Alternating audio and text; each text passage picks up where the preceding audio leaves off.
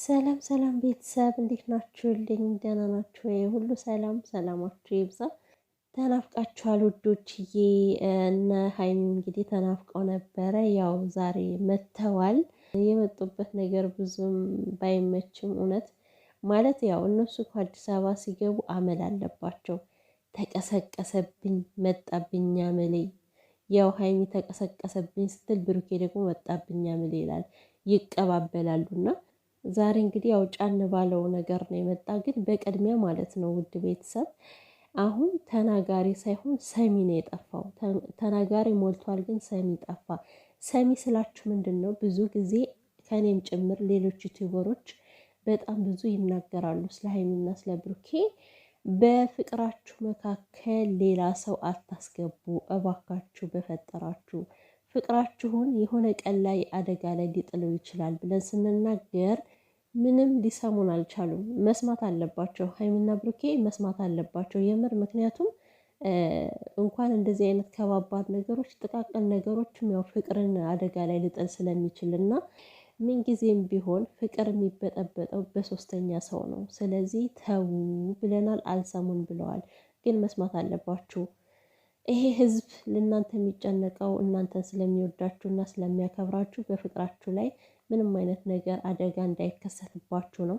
ስለዚህ እንደዚህ የሚወዳችሁን የሚያከብራችሁን ደግሞ በፍቅር ሲነግራችሁ አንዳንድ ነገሮችን መስማት አለባችሁ። በእርግጥ ጥሩ ሰው ናቸው ሀይሚና ብሩኬ፣ አይሰሙም ማለት አይደለም፣ ይሰማሉ። ግን ከዚህ ላይ አስቸግሯል። በተደጋጋሚ በመካከላቸው ሰው እያስገቡ ነው ያለና እባካችሁን ተጠንቀቁ፣ ተጠንቀቁ። ሀይሚም ብሩኬም ሁለታችሁም ማለት ነው። እና እውነት ለመናገር ያው ሀይሚ በጣም ታሳዝን ነበረ ማለት ለሷ ሁሉም ነገር እውነት ነው። በሰዓቱ የምታየውን ነገር ነው ማመን የምትችለው እና የምትነገረውን ሳይሆን የምታየውን ነው። ምክንያቱም ሰው ከሚሰማው ይልቅ ያየውን ነው ማመን የሚፈልገው አይደለ?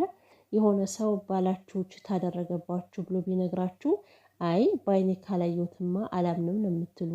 በአይናችሁ ከዛች ሴት ጋር ካያችሁት ያኔ ታምናላችሁ። ስለዚህ ሀይሚ በሰዓቱ ፕራንኪውን ምንም የምታውቀው ነገር የለም። ግን ለእሷ ስታየው የነበረ ነገር እውነት ነው። በቃ ልጅቷ ካልጋ ላይ ያለች እሱም ካጠገቧ ነበረ።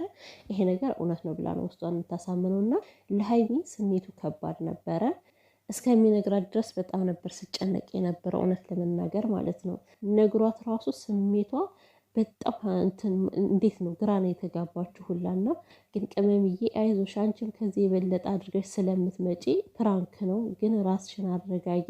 እንደገናም ደግሞ ለብሩኬ ይቅርታ አድርጊለት። እንደዚህ አይነት ነገር ስትደራረጉ ደግሞ በተለይ በቃ ቶሎ ብላችሁ ነገሩን ሳታረዝሙት እዛው ብትናደዱ ምን ብትሉ እዛው ይቅርታ መባባል ነው። እና አሁንም ብሩኬ ላይ የተንጠላጠላችሁ ሰዎች እረፉ እንዴ! መስማት የሚባል ነገር አለ እኮ ማለት አታዳምጡም እንዴ? ቆይ መጀመሪያ ብሩኬ እኮ ይህን ነገር ፈርቶ ከመጀመሪያውም ነገራችሁ እኮ ቤተሰብ። እንደውም ሀይሚ ካኮረፈች ሀይሚ ከተቆጣችኝ እናንተን ነው አማላጅ ምልከው እያለ በእናንተ ተማምኖባችሁ መሰለኝ መጀመሪያ የነገራችሁ። ይሄ ፕራንክ ነው። ሶሲን አሳምኝን ያመጣዋት በጣም እምቢ ብላኝ ጓደኛሞች ስለሆኑ በጣም አስቸግራኝ ለምኛት ነው። ከሷ ውጭ ሌላ ይህን መስዋዕት የሚከፍል የለም ብሎ ነው። እና የሰው ልጅ እስከ መቼ ነው ነገር እያጣመመ የሚኖረው? ማለት በእርግጥ እኔ እሱ ያደረገውን ነገር ልደግፍ አይደለም፣ ካልጋው ላይ ወታ እንትን ማለቷ ብቻ። እኔ ስለ ሶሲ ስለ ፐርሰናል ህይወቷ ምናምን አይመለከተኝም። ስለ አለባበሷ ምናምን ምን በፓንት ለምን አትሄድም? ምክንያቱም ኑሮዋን የምትኖረው እሷ ናት። ግን ሰው አዋዋሉን ይመስላል እንደሚባለው ማለት ከመጥፎ ሰው ጋር ስትውሉ ለእናንተ የሚሰጣችሁ ስም ምንም ነገር ባታደርጉ መጥፎ ነው። ከጥሩ ጋር ስትሉ መጥፎም ሆናችሁ እንኳን ጥሩ ትባላላችሁና ሶሲ ማለት ያው ብዙ ጊዜ በሰዎች አፍ ጥሩ እንትን የላትም እና ማለት በጥሩ የምትነሳ ልጅ አይደለችም። እና ብሩኬ ካልጋው ላይ ማድረጉ ብቻ አላቅም ብዙ ደስ የማይል ስሜት አለው። ከእንደዚህ አይነት ነገር ላይ ባይቀላቀል ብዙ ጊዜ መልካም ነው ብዬ አስባለሁ። ግን ደግሞ በቃ ከፍርሃቱ አንፃር ተናግሯል ፕራንክ ነው ብሎ። እኔ ፕራንክ ነው ምንም ነገር እንዳትሉ ለማለት ያክል ነው። መጀመሪያ አስረድቶ ያስረዳበት መንገድ ምንድን ነው ማለት ስድቡን ስለፈራ መጀመሪያ ቀድማችሁ ጀጅ እንዳታደርጉት ስለፈለገ ነው። ግን ሰው እኔ አንዳንዴ ጭንቅ እኮ ነው የሚለኝ ማለት ተነግሮም ራሱ ነገሩን ማዞር ነው ባይነገሩም ነገሩን ማዞር ነው እና ገና ቪዲዮ ከመሰራቱ አሁን ብሩኬ በቃ ዘርተውታል። ቲክቶክ ላይ አዋጅ የተነገረ ይመስል እንዳለ በየቦታው ዘርተውታል፣ አሰራጭተውታል። እና ያደረገው ነገር ጥሩ አይደለም፣ ትክክል ጥሩ አይደለም። ግን ደግሞ በቃ ምንም መዘቅዘቅም አያስፈልግም፣ መሳደብም አያስፈልግም። እንዴ ለሰው ልጅ ያለ ስም አትስጡት።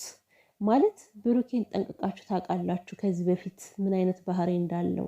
ደግሞ እኮ ሀይሚዬ ተናዳ እንጂ በሱ ምጨክን አይደለችም እኮ። ብሩኬም እነዛው የማይጨካከኑ ልጆች ናቸው። ዞሮ ፕራንክ ተደራረጉም ተጣሉም ምንም አሉም እነሱ ይተዋወቃሉ። እነሱ ነገ አንድ ይሆናሉ። ከዚህ ጋር ግን ምንድን ነው ከላይ ከታች? ኧረ በፈጠራችሁ እስኪ እንደውን እንሻሻል እንዴ! ጌታ ሆይ ድረስ እኮ ጨጓራዬ ተላጠኮ።